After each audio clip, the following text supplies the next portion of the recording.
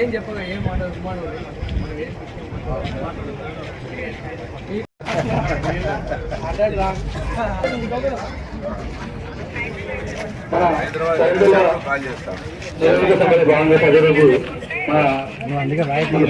జరిగింది.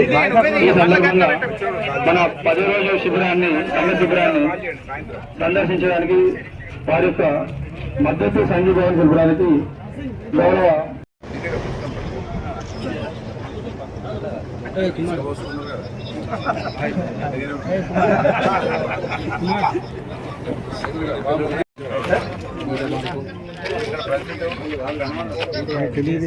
జేఏసీ జిల్లా ఉమ్మడి జిల్లా అధ్యక్షులు చర్చలో ఉన్నారన్న, వాళ్ళు రావడానికి ఒక గంట టైం పడుతుంది. మన డివిజన్ కి శ్రీనివాస్ రెడ్డి అని చెప్పేసి మన డిపార్ట్మెంట్ గౌరవ ఎక్కడైనా ఒకే సంస్థలో ఒకే రకమైన సర్వీసులు ఇవ్వాలని చెప్పేసి మేము ఎన్ని సంవత్సరాలు కొట్లాడినామన్నా. ఇప్పుడు పుట్టమన్న గారిని మాట్లాడాల్సిందిగా నేను మన కార్మిక పక్షాన జేఏసీ పక్షాన కోరుతున్నాను. అన్నాలను సంస్థలోకి విలీనం తీసుకుంటే ఈ సమస్య మొత్తం పరిష్కారం అవుతుంది. వీళ్ళు ఉన్నది కూడా పెద్ద వేలలో కూడా ఏం లేదు. 1600 మంది, 1300 మంది, అది కూడా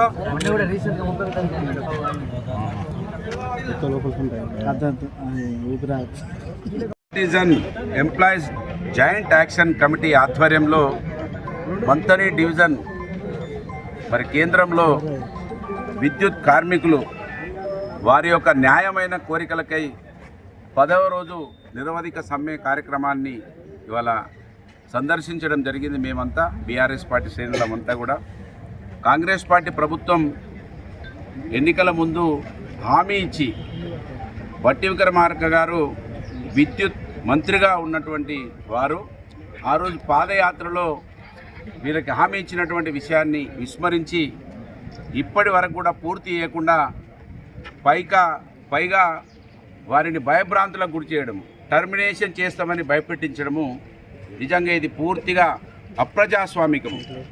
కాంగ్రెస్ పార్టీ ప్రజాస్వామ్యం గురించి, భారతదేశ స్వతంత్రం గురించి మాట్లాడేటువంటి పార్టీ అదే భారతదేశ స్వాతంత్రాన్ని, ప్రజాస్వామ్యాన్ని అపహాస్యం చేయడం నిజంగా ఇది సిగ్గుచేటు. కాంగ్రెస్ పార్టీ ఎప్పుడు అధికారంలో ఉంటే అప్పుడు వారి నిజ స్వరూపాన్ని చూపిస్తూ ఉన్నారు. ఈ రోజులలోనైతే ఇవాళ 18 సంవత్సరాలు ఎదిగినటువంటి పిల్లలకి 50 సంవత్సరాలు గుర్తుండే విధంగా వాళ్ళ వ్యవహార శైలి కనబడుతూ ఉన్నది. కాంగ్రెస్ పార్టీ పనులు చెప్పిన ఏది కూడా చేయకుండా పూర్తి చేసినామని వాళ్ళ మేనిఫెస్టో కమిటీ చైర్మన్గా ఉన్నటువంటి దుద్దిల్ల శ్రీధర్ గారు ఒక టీవీ ఇంటర్వ్యూలో నేను 370 హామీలను పూర్తి చేసిన 420లో అని చెప్తా ఉన్నాడు.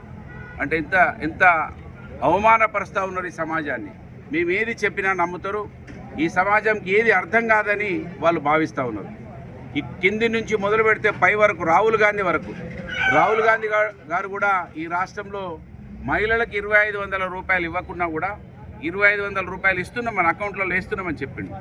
ఆ విధంగా గ్రామ స్థాయిలో ఉన్నటువంటి కాంగ్రెస్ పార్టీ ఢిల్లీ స్థాయి వరకు కూడా అదేవిధంగా అబద్ధాలు ఆడుతూ పోతూ ఉన్నారు. ఇవి ఎక్కువ కాలం కొనసాగాయి కనుక ఇవాళ ఏదైతే వీరు న్యాయపరమైన ఒకే వృత్తిలో ఉన్న ఒకే డిపార్ట్మెంట్లో ఒకే రకమైనటువంటి ఉద్యోగ రూల్స్ ఉండాలని ఏదైతే కోరుకుంటున్నారో, చదువుకున్న వాళ్లకు ప్రమోషన్లు ఉండాలని కోరుకుంటున్నారు, ఇవాళ వన్ టైం ఎంప్లాయీగా ఉన్నటువంటి వాళ్ళను రెగ్యులరైజ్ చేయాలని ఏదైతే కోరుకుంటున్నారో,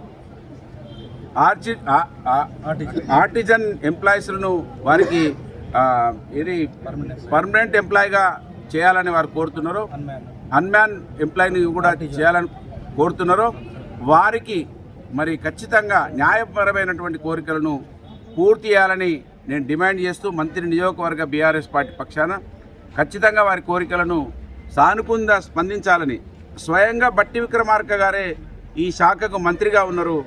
వారు పాదయాత్రలనే మాటిచ్చిండ్రు, మరి వారే విస్మరించడం ఇది దౌర్భాగ్యం.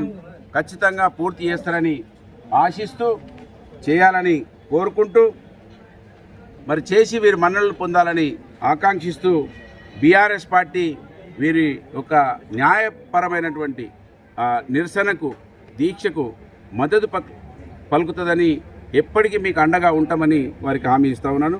జై తెలంగాణ.